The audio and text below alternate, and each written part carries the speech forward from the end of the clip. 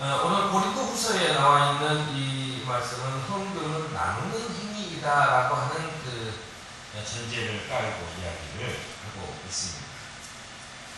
7절에 기쁜 마음으로 내는 사람을 사랑하시고 또 그래서 기쁜 마음으로 내야 된다라고 하는 것이 아마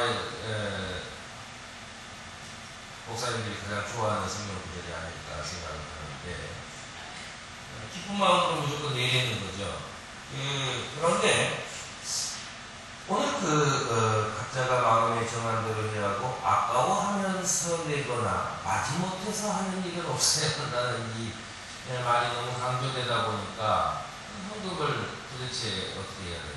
기쁜 마음으로, 기쁘지도 않은데 기쁜 마음으로 내야 축복을 받는다고 하니까 기쁜 마음으로 내는 거죠. 그런데 여러분, 신앙이라고 하는 것은 여러분들이 늘 아다시피 돈 놓고 돈 묻기가 아닙니다. 기쁜 마음으로 냈으면 축복을 받고 기쁜 마음으로 내지 않았으면 축복을 안 받는 것. 그것은 시정 잡배들이나 하는 장사치들이나 하는 그런 거죠. 헌금이 어떻게 이렇게 될까? 아마 이건 아닐 겁니다. 그래서 도대체 무엇인가라고 하는 것을 했을 때 하나님의 전제라고 생각이 되어지는데 8절에 하나님은 온갖 은혜를 넘치게 주시는 분이다라고 하는 이야기입니다. 그러므로 모든 일에 쓸 것도 넉넉하게 가지게 되는데 그 넉넉하게 가지게 됨으로 인해서 내가 선한 일을 할 수 있게 되었다라고 하는 것을 전제로 해요. 그러니까 내가 선한 일을 할 수 있기 위해서 하나님은 나에게 넉넉하게 주셨다라고 하는 이야기입니다. 9절에 나오는 그가 가난한 사람의 아낌없이 뿌려주었으니 그의 의가 영원히 있다라고 하는 이 말은 시편 112편 9절에 나와 있는 내용인데 원문은 이렇습니다. 그는 가난한 사람들에게 넉넉하게 나누어 주니 그의 의로움은 영원히 기억되고 그는 영광을 받으며 높아질 것이다 라고 하는 이야기입니다. 그러니까 결국 우리의 가진 것이라고 하는 것을 선하게 쓰도록 특별히 가난한 사람들에게 넉넉하게 나누어 주도록 내가 가지고 있는 것이다 라고 하는 것이 이게 고린도후서의 전제이다 라고 생각이 되어집니다. 우리는 그 일렬로 쭉 기어가는 개미들을 여러분들이 아마 본 적이 있으실 겁니다. 일개미는 쭉 일만 합니다. 그러면은 여왕개미 한 마리가 그 일개미들을 가져온 걸 가지고 잘 먹고 그리고 새끼를 낳죠. 여러분들이 만약에 불교에서 말하는 것처럼 다시 태어난다면 여러분들은 여왕개미가 되고 싶으세요? 일개미가 되고 싶으세요? 다들 아마 대부분은 여왕개미가 돼서 좀 누리면서 살지 일개미가 돼서 주라고 일만 하나 라고 생각할지 모르겠습니다. 지난주에 사이언스 데일리라고 하는 잡지에 일개미가 여왕개미를 선택하며 개미사회의 질서를 잡고 분쟁을 줄이고 하는 핵심적인 역할을 하는 것이 일개미들이다라고 하는 보도가 났습니다. 이 과학자들은 스페인의 개미 군단과 영국의 개미 군단을 4년 동안 관찰을 해서 연구 결과를 발표했는데요. 4년 동안 밥만 먹고 그냥 개미만 주장창 쳐다보고 있었으니 참 내가 생각해도 좀 답답한 노릇이었겠지만 하여튼 그들이 관찰한 바에 의하면 스페인 개미 집단은 자신이 선호하는 여왕개미를 제외하고는 무자비하게 다 죽여버리는 여왕개미라고 살려주는 게 아니라 하나만 남기고 다 죽여버리는 것이 일개미들의 일입니다. 그 아주 폭력적인 권한을 가져요. 그 여왕개미 혼자 스컷을 지배하는 단일 가족인 것처럼 보이지만 영국의 개미 사회를 보니까 여러 여왕개미가 지배하는 그런 복잡한 사회를 가진 것도 있어요. 그런데 일개미들이 여왕개미를 뽑는다. 일개미들이 여왕개미를 뽑아서 그 여왕개미로 하여금 새끼를 낳게 한다. 그러니까 우리는 여왕개미가 마치 다스리는 것처럼 생각되지만 사실은 일개미가 그 사회의 주인이다라고 하는 것을 밝혀낸 겁니다. 그래서 과학자들은 아마 1억 년이 넘는 세월 동안 안정된 공동생활을 하기 위한 그런 그 개미 집단의 최후의 선택이 바로 이 일개미들에게 권력을 주고 바로 상호 의존적인 관계를 유지하는 것이 아니겠느냐라고 결론을 내렸다고 그럽니다. 일개미가 개미사회 분쟁 해결에 중요한 역할을 하는 것으로는 이미 알려져 있지만 이번 연구로 번식을 전담하는 여왕개미 선택에도 큰 역할을 한다는 사실이 처음 밝혀진 것입니다. 일개미는 사실은 후손을 위해서 하는 일을 자기 일을 위해서 하는 일이라고 생각하는 것일 겁니다. 그래야 그 집단이 영원히 유지될 수 있으니까 그럴 겁니다. 결국 여왕개미를 위해 일하는 것이 아니라 바로 자기 자신을 위해서 일한다라는 이야기입니다. 개미라는 전체에서 보면 사실은 그것은 옳은 일입니다. 교회의 헌금이나 교회의 봉사라는 것도 결국은 뭐냐면 자기 자신을 위해서 하는 것이다 라고 이야기를 할 수 있습니다. 오늘 누가복음에 있는 이 본문은 자기 자신을 위해서 자기 자신에게 유익한 일이 있고 자기 자신을 파멸로 이끄는 일이 있다고 하는 것을 이야기합니다. 분홍이 지주의 이러한 생각은 어떻게 보면 합리적인 생각입니다.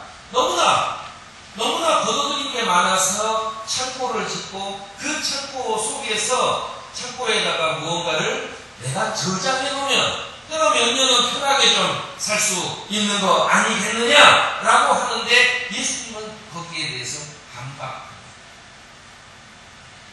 소유물을 가지면 안 된다고 하는 거예요. 하나님께서는 넉넉하게 주신다고 얘기해놓고 넉넉하게 준다고 얘기해놓고 소유하면 안 된다고 이야기를 하는 겁니다. 도대체 그러면 어떻게 해야 하는가라고 이야기를 합니다. 이럴 때 우리가 요한복음 5장 3절부터 보면은 여러분들이 잘 아는 물이 동할 때 거기에 제일 먼저 뛰어들어간 사람은 병이 낫는다는 그 베데스다의 못이 있어요. 거기 주랑에 있는 한 사람이 예수님 당신은 젊으니까 물이 동할 때 나를 좀 던져서 그곳에 넣어 주십시오 라고 부탁을 해요. 그러나 예수님은 어떻게 했어요? 거기에 집어넣는 것이 예수님이야. 일어나서 네 자리를 들고 집으로 가라. 바로 그 자리에서 자리를 들고 집으로. 내가 생각할 때 지금 내가 이것을 하면 나에게 얼마나 내 이익이 생길 텐데 내가 이것을 해야만 이게 될 텐데 라고 하는 자기의 계획과 자기의 소유의 욕심들이 있겠지만 오늘 그것은 나를 살리지 못한다라고 하는 것이 예수님의 전제입니다. 지금 내가 곳간이 쌓을 곳이 없을 정도로 지금 수확량이 많은데 이걸 창고를 짓고 좀 쌓아놔야 되겠다라고 생각하는데 그것은 너를 살리지 못한다라고 하는 것이 분명합니다. 아마도 하나님은 처음부터 인류 역사에게 계속해서 넉넉하게 주겠지만 네가 갖지는 말아라 하는 이야기를 끊임없이 해오고 있어요. 여러분 이집트의 종살이하던 이스라엘 백성들이 대탈출을 감행해서 갈 때 해가 돋기도 전에 하늘에서 만나가 내려서 그들이 먹을 수 있게 되었습니다. 그런데 여러분 그 만나 얘기하시면 여러분들이 아마 기억이 나실 겁니다. 몇 사람들 그것을 내일 아침에 먹어야지 하고 주머니에 넣은 게 있어요. 내일 아침에 열어봤더니 뭐가 됐습니까? 썩어서 하나님의 일은 넉넉하게 주겠지만 네가 소유하지 말아라라고 하는 것을 우리 인류에게 끊임없이 말합니다. 일개미가 만약에 돌아다니면서 자기의 창고를 따로 저장을 해서 계속 갖다 놓기만 한다면 1억 년이라는 세월 동안 개미의 사회가 유지가 될 수 없었다라고 하는 이야기입니다. 오늘 이사에 나오는 이 이야기는 내가 금욕 대신에 참 금식을 해야 한다. 그것은 바로 어려움을 겪는 이웃에게 도움이 되는 삶을 살아야 한다는 것을 말합니다.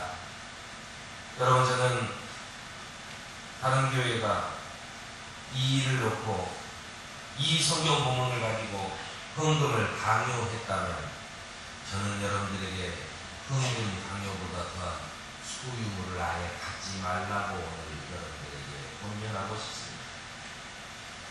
우리의 소유를 나누어야 하는 문제는 소유가 영원히 자기 것이 아니라는 것, 그리고 아무리 많은 소유물도 자신의 생명을 구하지는 못한다는 것 때문입니다. 왜냐하면 소유물이라는 것도 결국 하나님에게서부터 오는 거고 생명이라는 것도 결국 하나님에게서 온다는 것이 예수님의 오늘 이야기입니다. 그런데 오늘 이 세 개, 또 시편까지 합쳐서 네 개의 본문이 우리에게 시사해 주는 바는 바로 이것입니다. 왜 소유를 갖지 말아야 하느냐? 하나님께서는 당신을 부르짖는 사람들을 찾아다니신다라고 하는 것이 전제예요. 하나님께서는 그냥 나한테 와서 너 잘 먹고 잘 살아라 하는 것이 아니라 하나님은 자신을 부르짖는 사람에게 간다고 하는 이야기입니다. 그러므로 나에게 하나님이 오실 것인가? 나에게 안 오실 것인가? 아니요. 내가 부르짖는 사람이어야 한다는 거예요.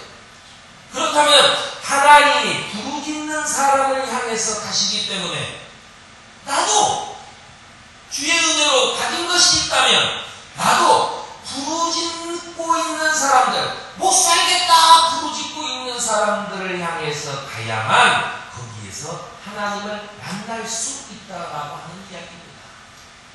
바로 이러한 하나님을 따라서 사는 삶, 그것이 바로 헌신이고 그것이 바로 봉사입니다. 바로 그것이 신앙의 삶입니다. 나는 사랑하는 여러분이 주님 주신 이 말씀을 받아들이면서 여러분들의 마음을 열고 누리면서 살기를 바랍니다.